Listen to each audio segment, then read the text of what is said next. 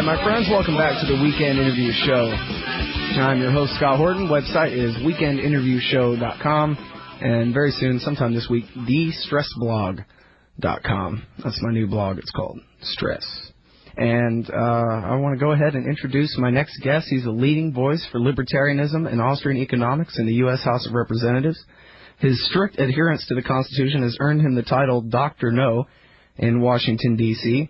He's the author of the books Challenge to Liberty, The Case for Gold, and Republic, If You Can Keep It. Representing District 14 around Surfside, Texas, Dr. Ron Paul. Welcome back to the show, Dr. Paul. Thank you. Nice to be with you. It's great to have you on again, sir. And, I was researching about you, and, obviously, mostly on this show I like to talk about foreign policy and the police state and gold money and that kind of thing, but I realize there's really not too much available on the Internet about you personally and where you come from and how you became the Dr. Paul that we all know and love. So I wondered if perhaps you could tell us a little bit about where you come from and how you became a libertarian and that sort of thing. Well, I guess my claim has always been I must have been born that way because I can't remember when it started. I think there were a lot of natural instincts for a lot of us to just enjoy the fact that we ought to be left alone. But I think in some ways that natural tendency was knocked out of me by public schools and public education and through college, and it wasn't until I discovered Austrian economics, reading Hayek and Mises and Rothbard and getting to know Leonard Reed at the Fee Foundation, that I realized that there were a lot of people who seemed to be writing about what I agreed with, and I was delighted to find people I thought were very intelligent defending the position I've held, and then all of a sudden the whole philosophy came together. But I was born and raised in Pennsylvania in the Pittsburgh area, went to college in Pennsylvania, and then to medical school in North Carolina. While I was in my training up in Michigan after medical school, I was drafted into the Air Force and ended up in Texas. And stayed in the Air Force for 5 years, but then went back and became a specialist in obstetrics and gynecology and settled in Texas. But because of the reading in economics and more than anything else, I, as a lark, ran for Congress in the 70s and didn't expect much to happen and was elected. So economics and the 70s were very tumultuous, with the breakdown of the Bretton Woods and runaway inflation and stagflation that they had. And it gave me a chance just to talk about economics, and I really was surprised I ever got elected. So I've been in and out of politics ever since. Now, when you were drafted, that was during the Vietnam era. You didn't have to go to Vietnam, though? No, I was called up. Actually, it was a little bit before Vietnam got really moving along. It was in the Cuban crisis, which would have been 1962. And by the time I actually got into the service, the crisis didn't last that long, but I still had to stay. And I was in for 2 years on active duty, and then I stayed in the reserves after that. So I was there up until 1960, I guess 68. 63 to 68, but did not have to go to Vietnam. I traveled a lot as a flight surgeon to Korea and different places, but fortunately for me, I didn't have to go to Vietnam. I guess you were kind of lucky you'd already finished medical school before you got drafted, so you got to have a job where you didn't have to carry a gun, huh? Yeah, that was interesting. I think I do remember World War II and Korea very well because one of my teachers was redrafted and went off and got killed. And even early on, I always knew that I couldn't shoot and kill people in war, and I think it helped motivate me, to go into medicine. All right, everybody, hang tight right there, Dr. Paul. We'll be right back. It's the Weekend Interview Show with Ron Paul.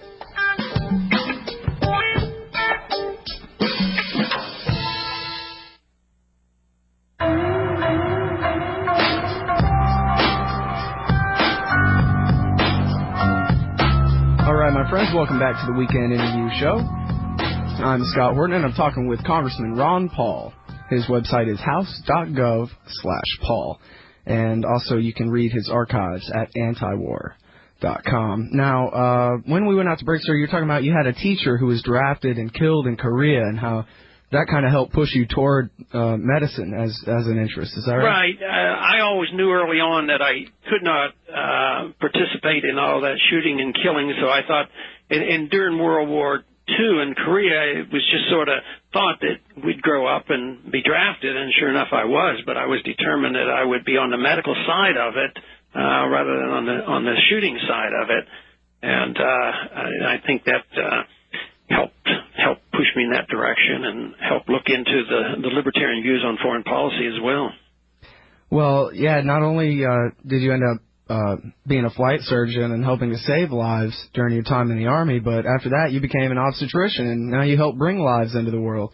Yeah, but quite the opposite of being a soldier. Yeah, in many ways, I think it was. It had to do with my personality, I think, as well as it fit the philosophy too. You know, it just never made any sense to me that we should be fighting so many of these wars. And the more I studied it and studied the history and looked at what Wilson did with World War I, you know, and how that led to World War II, it just is so much nonsense and so much foolishness and so much death and destruction that need not be. And it's just a matter of, I guess, trying to educate people and wake people up to you know, our foreign policy, and hopefully we'll make some inroads. Right now, though, we still have a lot of work to do.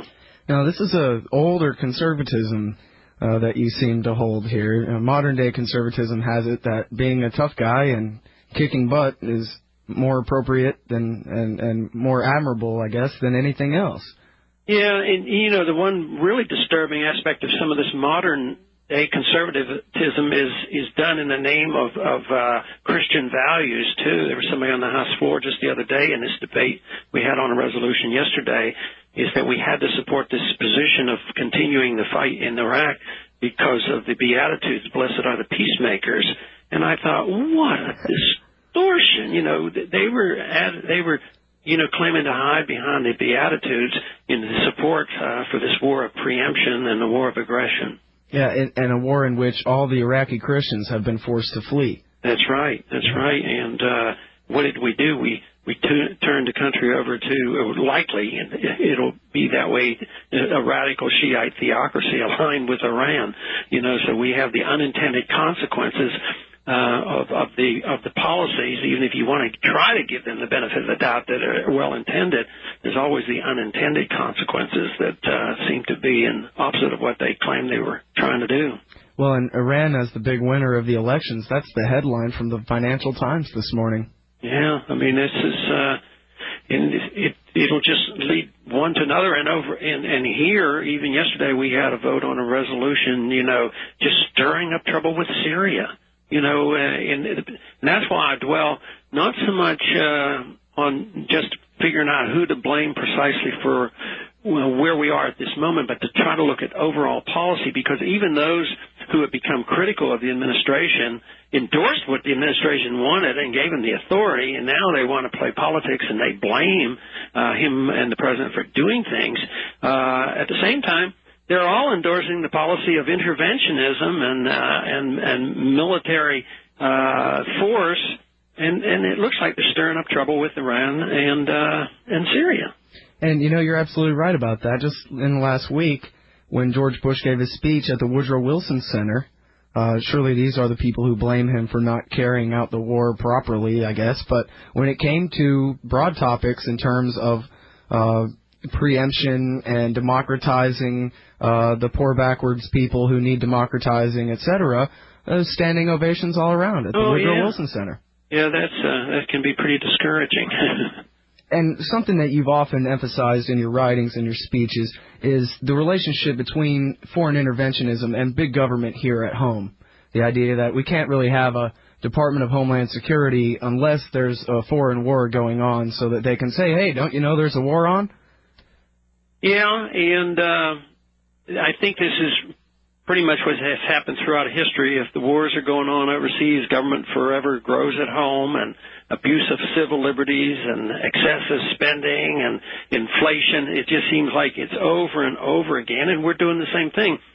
And those when I talk to groups, both conservative and liberal groups, if I always acknowledge that you may well disagree with me on this, I said, but I'm going to win the argument. Not so much that I'm going to convert my colleagues here in the Congress about the foreign policy. I said, but we're going to run out of money, and eventually empires collapse, as did the Soviet system. They collapse because they can't economically be supported, and finally they just run out of wealth, and that's what'll happen to us. Yeah, I think it was kind of a rude awakening in my childhood to realize that most congressmen really, they're just up there worried about their day-to-day and how they're going to get by and how they're going to make $1 million deal when they get out of office and that kind of thing, as opposed to, really being mindful that, this is history in the making here. Every law they pass, every war they start, especially, this is the history of the world going on here. And, when you say all empires fall, Dr. Paul, we all know that from the time we're little children. We know that if America stays a limited constitutional republic, it can last another 500 years. If we go down the road of empire, we'll destroy ourselves. We all know that. Even little children understand this. But we still have a lot of naive people in our country that still don't even understand that we're an empire. They still see us as doing this wonderful service to the world of spreading goodness and democracy. So that's part of the educational needs that we have, but some days I think it'll come before they even wake up and realize what's happening. Well, and I guess, for the average person in my neighborhood to not really understand is forgivable, but for the Congress to not understand is unforgivable. I mean, these are the people who are responsible for the future of this nation, and if they're driving us over a cliff, and they're as ignorant about foreign policy and economics as my next door neighbor, then, what kind of hope do we have if we got, maybe Ron Paul and his 3 or 4 friends up there who even understand how these things work? Yeah, it does sound rather dismal, but I think we also can look on the positive side that we're probably making more inroads than we did 15 or 20 or 30 years ago.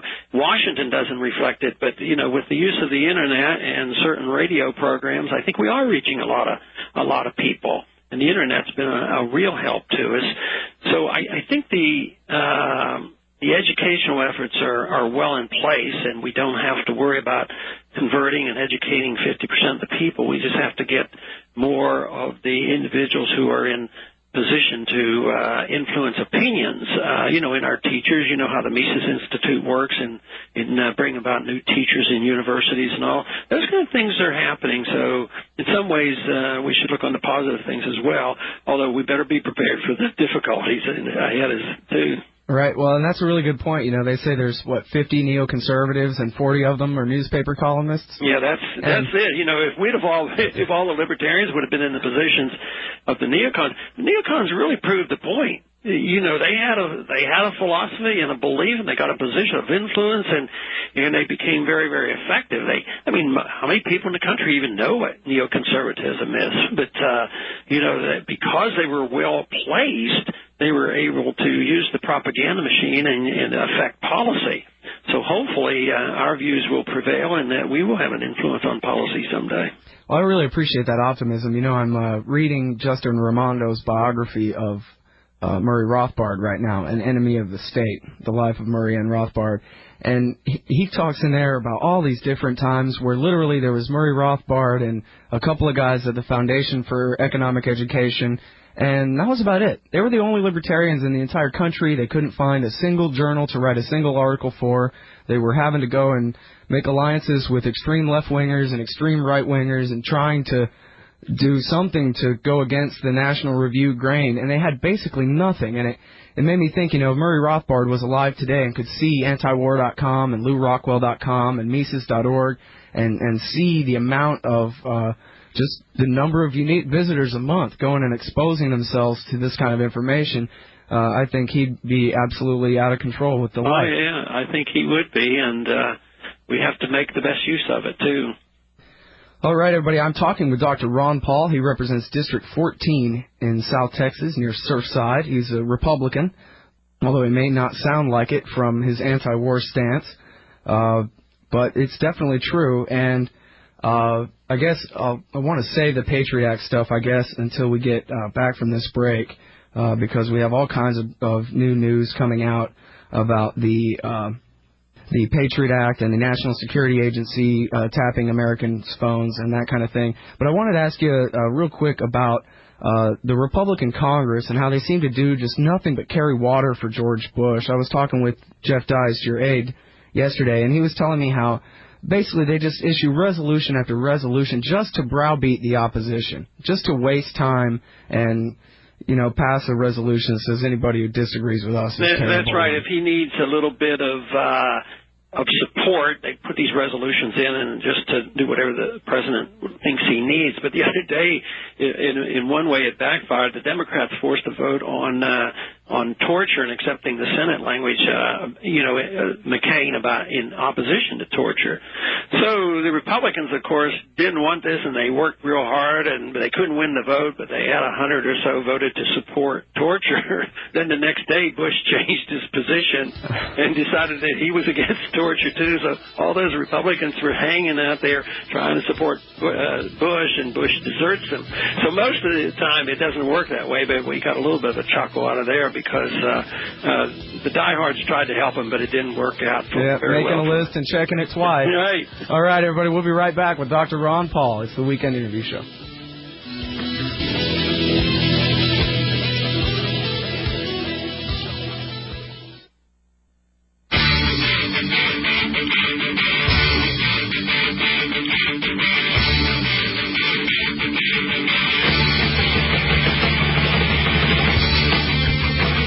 All right, my friends, welcome back to the Weekend Interview Show. I'm your host, Scott Horton, and I'm talking with Dr. Ron Paul, Republican Congressman representing District 14 around Surfside, down on the Texas Gulf Coast. And, Dr. Paul, big news yesterday, or 2 days ago, I guess, about the defeat of the Patriot Act, or major portions of it. I was wondering if you could tell us exactly what happened there.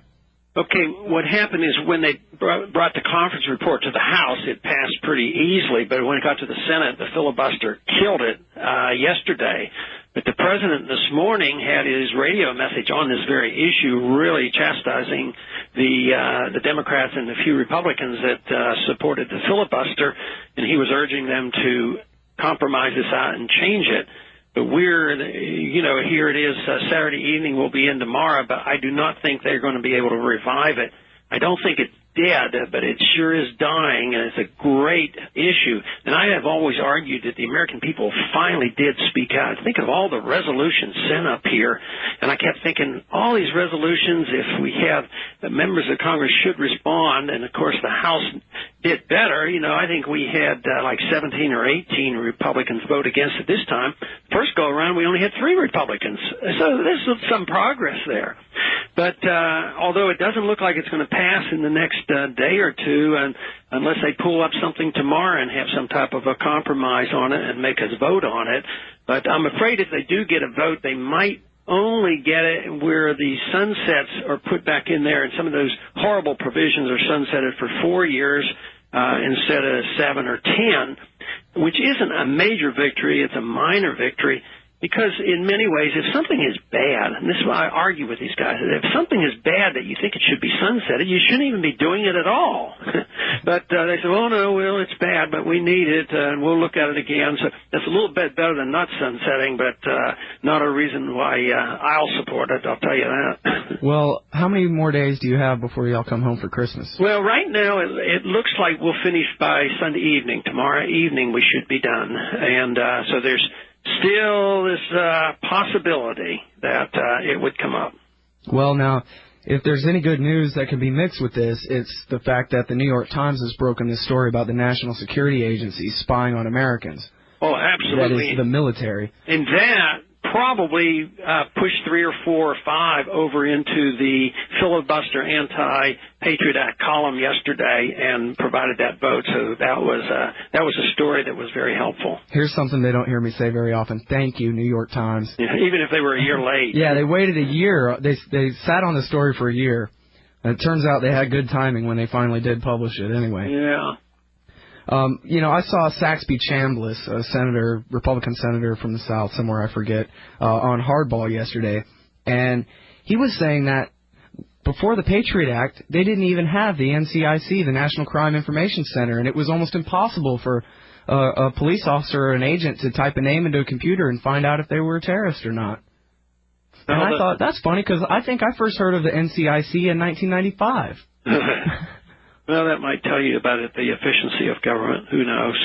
Yeah, right. Yeah, maybe they proposed it then and they only got it in place after 2001. That sometimes is a saving grace, that they have a lot of bad desires, but maybe they'll never be efficient enough to do the harm they'd like to do to us. Right. Well, is it your opinion, sir, that the executive branch had all the power they needed to fight terrorism before the Patriot Act? Most people who oppose it say that, well, there are certain provisions of it that I don't like, but overall it's not that bad. No, there's probably I mean, if it would have been cut in half, I might have been able to support it, but most of the ones that they really want were totally unnecessary. I mean, what's the a big deal about following the rules that we have followed before and get search warrants and, get a judge to look at that and do it through a normal process instead of having tortures and secret prisons and reject habeas corpus, all these things, I mean, that they've gone through and now spying on Americans. I'm afraid that's just the tip of the iceberg. I think they've been doing plenty of that for a long time, but fortunately, this story did come out at a crucial time. Well, and this also brings up the question of, what if the Patriot Act is dead and at least those parts that are scheduled to sunset on the 31st, if they do sunset on the 31st, can't the government basically just do whatever they want anyway, regardless of what the law says? Yeah, I unfortunately do, and the Congress is so complacent. I mean, we allow presidents to do what they want in foreign policy. I mean, how long has it been since they've declared war? And the Congress is sort of, you have a war going on, how much money do you need? That's how bad they are. So, and presidents, and they're rather arrogant about it too. I'm going to do this. I will make the decision. I will decide when the war starts. I will decide on who will be spied on. In Congress. But in this case, we have to give credit to a lot of members of Congress who have finally, perked up their ears to this story. So I guess our views are somewhat alive. I hope we keep them well. Well, and, they're coming up on an election year, so right. All these House members who've been supporting the president no matter what, now all of a sudden they have their own interests to look out for. Right. And so hopefully we can coerce them or compel them one way or another to erring on the side of liberty. How many allies, close allies, would you say you have in the House of Representatives? Well, it's hard to say. I have the Liberty Committee. I have 22 members. About half of them are pretty darn good voters. But, I tell people that everybody's an ally, nobody's an ally. It depends on what the issue is. When it comes to civil liberties and war, I work closer with Democrats. On economic policy, I work closer with Republicans. So, but the main goal is to get people out there in America sending messages to their members of Congress to come over and help me out on some of these issues. Yeah, got that right. All right, everybody, we'll be right back with Ron Paul. Scott, I'm going to have to go now, Oh.